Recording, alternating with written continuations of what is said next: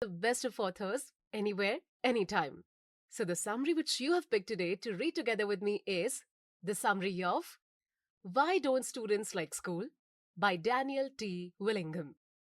So, without wasting any more time now, let's jump right into the introduction. Teaching is a difficult job.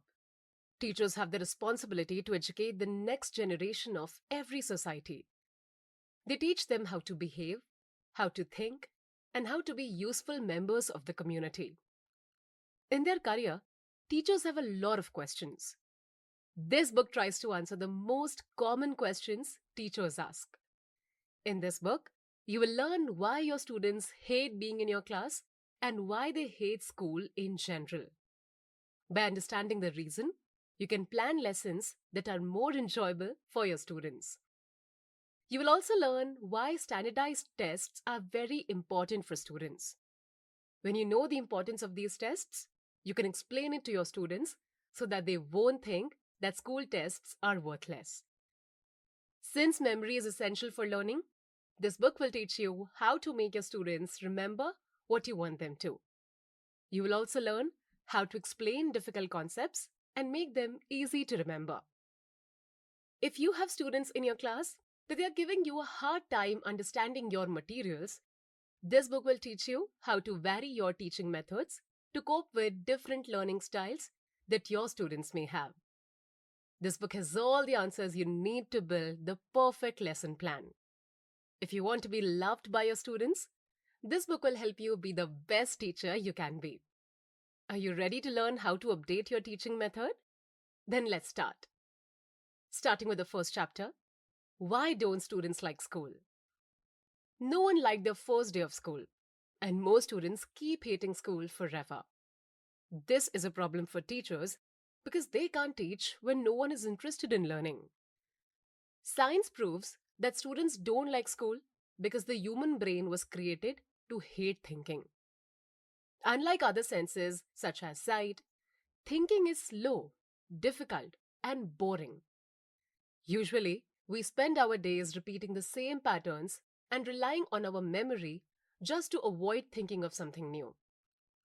The only way a human would enjoy thinking is if he faces a problem that he can solve, then enjoys the pleasure of succeeding at finding the right solution. Because of this pleasure, people look for problems that are challenging but easy to solve. Teachers can use this fact to their advantage. They can design classroom activities that will pose problems that are attained by the students. Let's say you ask your students a question. You ask them about the Civil War. Before you design your lesson plan, you should consider the difficulty and the level of challenge the question has. Try to avoid asking easy questions because your students will not be interested in answering. If you ask difficult questions, they will give up even before trying. So you need to find something in between, not so easy and not so difficult. You should also consider the background knowledge of your students. Based on what you've been teaching them, are they able to use their memory to draw back some facts to answer your question? Another point to keep in mind is not giving too much information at once. Your students' memorization capacity is limited. Don't just narrate an overload of facts. Try to slow down from time to time. You can also try to use memory aids such as pictures, writing on the blackboard, or movies. You need to help your students memorize, otherwise, they won't be able to make connections between old knowledge and new knowledge. If you ask a question and you notice that your students don't have enough background knowledge to answer, try to clarify the essential ideas right away. You need to be quick or you can lose their attention. At first, you may find it difficult to ask the right questions that will keep your students interested. Over time, you'll learn what kind of questions your students like. You can keep taking notes in every session. Then when you go home, you can try to study your notes and find improvements. Just because the brain doesn't like to think, it doesn't mean you should give up on your students. Keep on trying to give them problems that they can solve. And the pleasure of success will make them like your class. Moving on to the next chapter. How can I teach students the skills they need when standardized tests require only facts? Some students don't like school because they think that school tests are not beneficial. Tests don't push students to analyze and think, they just ask for facts. The process of learning just to fill in the exam sheet has made school boring for students. Even some teachers feel the same way towards the standardized way of testing students.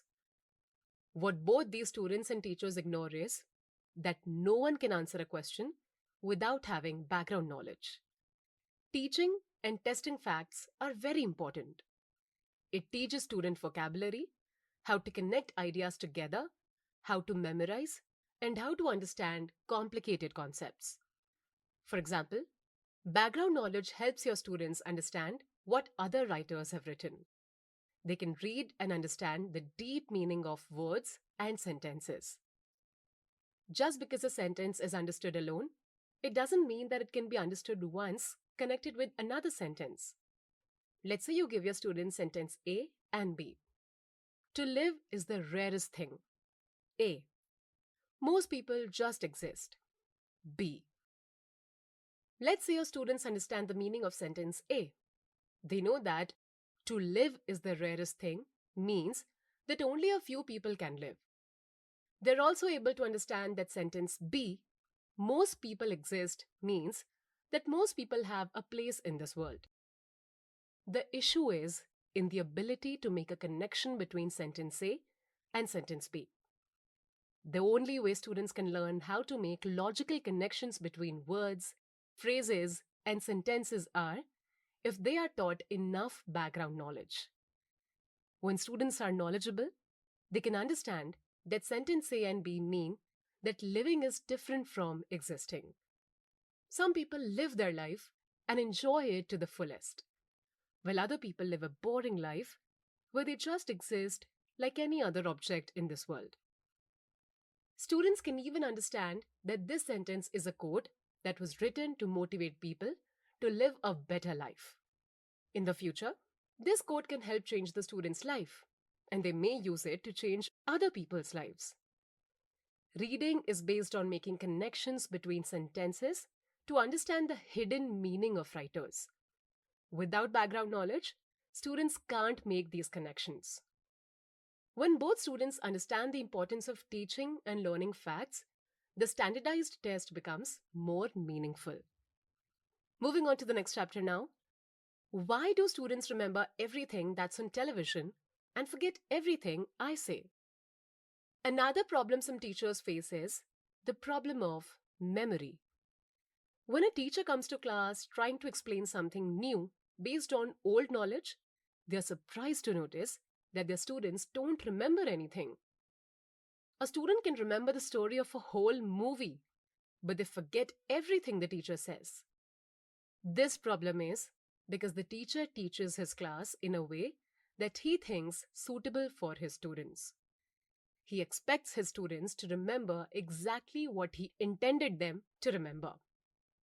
But students only remember what they want to remember. Students remember what they think about the most because that's how the brain works. When a person thinks about something for too long, the brain decides that this thing is important to keep in the memory.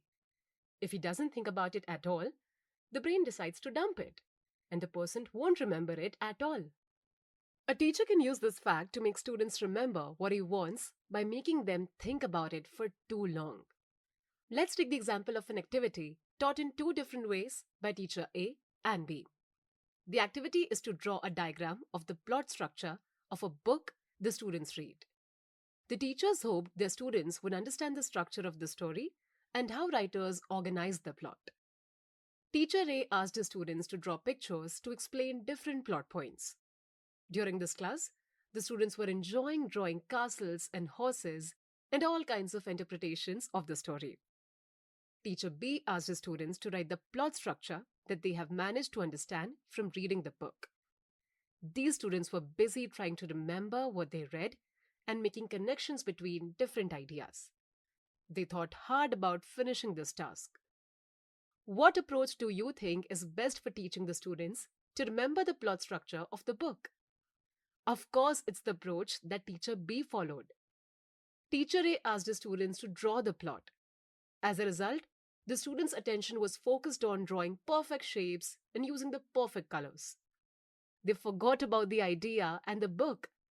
They didn't try to make connections or remember the plot points of the story they read. On the other hand, Teacher B asked the students to build a diagram using words. When writing their plot structure for the book, the students were forced to remember the story they read and think hard about making connections and building the perfect plot structure for the book. You should think like Teacher B. Always come up with ways to make your students think about what you want them to remember. Otherwise, they may not remember anything at all. This brings us to our next chapter. Why is it so hard for students to understand abstract ideas? When we were in school, we had difficulty understanding math. Students usually hate math because it is a subject that's built upon abstract ideas which are not easy to be understood. Teachers struggle to explain abstract ideas. Since abstraction is the ability to apply knowledge learned in school in real life situations, it is the goal of any school. So, teachers are always trying to teach these concepts to students, even if they are difficult. Studies prove that students understand new ideas by going back to old ideas that they have learned in the past. So they use their memory to learn something new. Let's say that you want to teach your students the meaning of government. You want them to understand that a group of people can live together following the same rules that guarantee the well-being of everyone. If you try to give them the meaning of the word directly, the students will not be able to understand because this concept is very new to them. They may lose focus, and by losing focus, they will leave your class not remembering anything you said. Because you don't want that to happen, you should try to explain the concept of government by giving them examples that they can understand. You can try to use their knowledge of how their families work. In a family, the parents are the ones taking care of the house, and they are the ones making the rules. A family is just like a government. You can try to go deeper by asking them how their families work. They can give you examples of the rules they have at home or the rules they have in the classroom. Once the new idea of the meaning of a government is connected with familiar examples, students can understand and will remember the word. Don't let teaching your students new ideas scare you, because you can use their background knowledge to make them understand. And we're on to the next chapter. Is drilling worth it? Drilling refers to learning by practicing the same thing over and over again. Some believe that drilling kills creativity within students because when students keep repeating knowledge, they are not thinking, but only using their memory. Without practice, students can't be good at any skill. Drilling is essential because it helps students master what they have been learning and prepares them to improve. Since the human brain can learn a limited amount of knowledge at once, when students master a new skill, using it will become automatic and it will not require much effort or memory from the brain. Students then can move on to learn something new because there is free space in their working memory. For example, when students first learned math, they started by learning simple equations such as combining 2 and 3 to get the result 5.